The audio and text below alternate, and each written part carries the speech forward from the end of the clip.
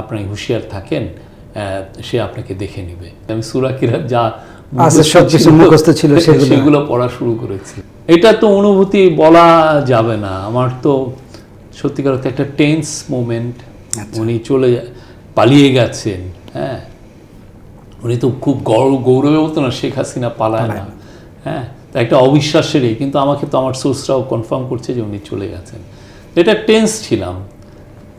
নিউজটা দেওয়ার পরে এক ধরনের হয়েছে যে আমি নিউজটা দিলাম, ক্যারি হলো, নিউজটা ছাপা হলো, তারপরে যদি আবার সে আগরতলাতে আবার ফিরে, হ্যাঁ, ওই একটা ভয়। তখন আমি, আপনি দেখেছেন যে আমি আমার দেশে বলেছি যে আমি সূরা কিরাত যা সবকিছু মুখস্থ ছিল সেগুলো পড়া শুরু করেছিলাম। এখানে তারা ওই প্রশ্নের সাথে একটা লিঙ্কেজ করছে, সেটা হচ্ছে যে সাবেক তথ্যমন্ত্রী মোহাম্মদ আরাফাত, উনি আপনাকে কি টাইপের একটা হুমকি দিয়েছিল বা এই আমার সরাসরি আমাকে বলে নাই, কিন্তু আমরা যেহেতু ইন্টারনেটটা আমি ওপেন করে দিয়েছিলাম, যারা বিদেশে নিউজ পাঠায় তাদের জন্য এবং যারা লোকালি নিউজ করতেছে, ওইটা ওপেন করার কারণে যেটা হচ্ছে ওর কাছে ইনফরমেশন চলে গিয়েছিল যে আমরা এই কাজটা করেছি, হ্যাঁ। তো ওরা আমাকে সে সতর্ক বানিয়ে দিয়েছে যে ওনার কাছে এটা বলা হয়েছে, আপনি হুঁশিয়ার থাকেন, সে আপনাকে দেখে নেবে। ইন্টারিম গভর্নমেন্ট চলা অবস্থায় অনেকে বলতে লাগলো যে উপদেষ্টারা সব পালায়া যাবে এবং তাদের কয়েকজনের বিরুদ্ধে দুর্নীতির অভিযোগ তুলছে, দুর্নীতির প্রমাণের কোনো ইস্যু নেই, অভিযোগ তুললো। এখন এই আলোচনাটা একেবারে এবং মাঠেই নাই। এই কেন মনে হয়েছিল যে ওই টাইমে এই আলোচনাটা আসলো না? যেহেতু অনেকে আগের গভর্নমেন্টগুলোর সাথে মিলিয়ে দেখতে চেয়েছেন। আমি মনে করি ইন্টারিম গভর্নমেন্ট তার কাজটা খুব সুচারুভাবে করেছে। আর প্রত্যেকটা যারা অ্যাডভাইজাররা তারা তাদের জাতি তাদেরকে একটা খুবই বলবো যে মূল্যবান মুহূর্তে তাদেরকে ডেকেছিলেন। মানে এটা একটা ক্রিটিক্যাল টাইমে তাদেরকে জাতির ডাকে তারা সাড়া দিয়েছিলেন, দিয়ে তারা কাজটা করেছেন। এখন আপনার বা এই গভর্নমেন্ট বা মানুষের মধ্যে যদি মনে হয় যে না, যে ওনারা কাজগুলো খারাপ করেছেন না ভালো করেছেন, দেখতেই পারেন। আমি যেমন ধরেন আমার নিয়ে আপনার যদি মনে হয় যে না শফিক ভাই ভালো, তো প্রশ্নই ওঠে না। এটা আমরা এই দেশের গর্বিত সন্তান, এখানে আছি। আর যদি তাই বলে কি আমি বলবো যে না ভাই আমাদেরকে ইনভেস্টিগেট করেন না? অবশ্যই আপনি যদি মনে করেন যে আমার নিয়ে আপনার কোশ্চেন আছে, ইনভেস্টিগেট করেন। কোনো অ্যাডভাইজারের নিয়ে যদি আপনাদের কোশ্চেন থাকে, ইনভেস্টিগেট করেন। বাট আমি মনে করি তারা খুব ভালোভাবে কাজ করেছেন। তারা তাদের সমস্ত কমফোর্টটাকে বিসর্জন দিয়ে জাতির প্রয়োজনে কাজ করেছেন, সাড়া দিয়েছেন। এবং আমি দেখেছি, আমি বেশিরভাগই বলতে পারি তারা সারা দিন রাত খেটেছেন। এটা একটা খুবই বাংলাদেশের একটা ক্রিটিক্যাল টাইম ছিল, ভঙ্গুর একটা অর্থনীতি ছিল, দেশের একটা ভয়ঙ্কর ইনস্টেবিলিটির দিকে যাচ্ছিল দেশ।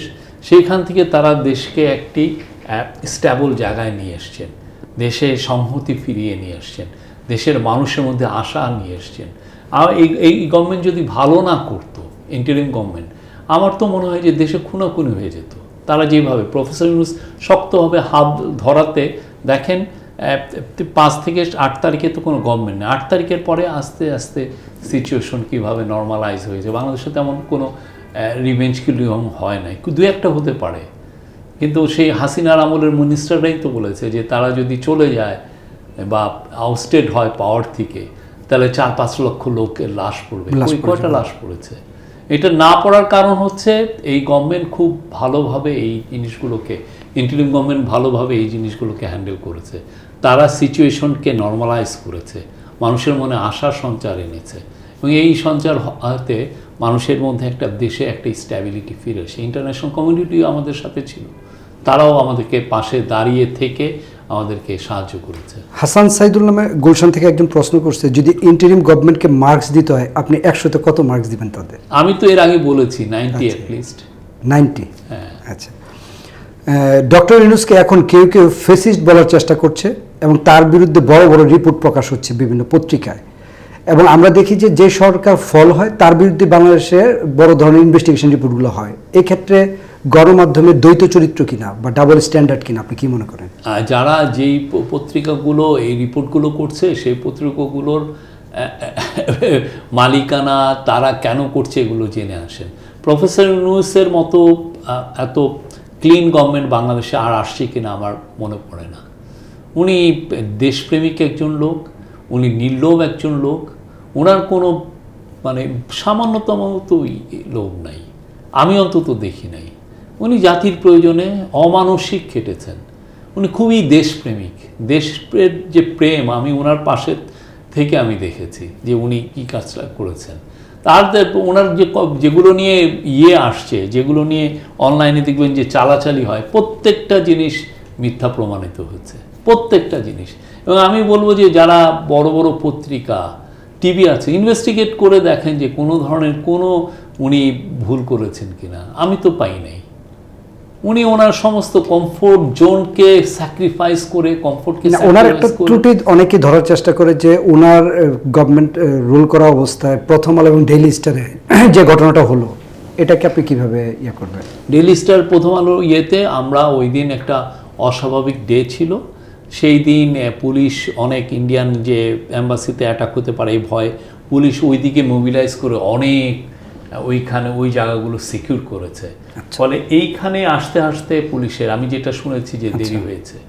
বাট এটা আমাদের যদি দোষ ত্রুটি হয়, আপনারা ইনভেস্টিগেট করে দেখেন যে এই গভর্নমেন্টের কোনো দোষ ত্রুটি ছিল কিনা।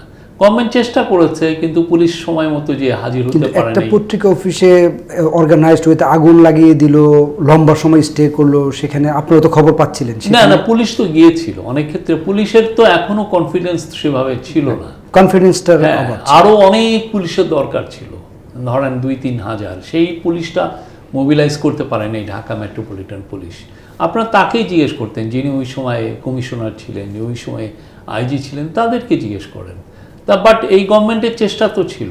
এই গভর্নমেন্ট অবশ্যই ফ্রিডম অফ স্পিচে বিশ্বাসী, অবশ্যই পত্রিকার যে লেখার স্বাধীনতায় বিশ্বাসী, টিভির কথা বলায় বিশ্বাসী ওই গভর্নমেন্ট ছিল। তো এমন না যে আমরা এই গভর্নমেন্টের সময় এটা হয়েছে মানে হচ্ছে আমাদের দোষ। এখন কথা হচ্ছে অ্যাটাকটা হয়েছে খুবই ন্যাক্কারজনক ঘটনা, আমরা এটা কন্ডেম করি, ভয়ানক রকমের ন্যাক্কারজনক ঘটনা। হ্যাঁ, কিন্তু এই গভর্নমেন্ট তার চেষ্টাটা করেছে, আমি এইটুকু বলতে পারি। তারপরে যদি ভুল ত্রুটি থাকে, এটা প্রথম আলো, ডেইলি স্টার রিপোর্ট করুক, দেখুক।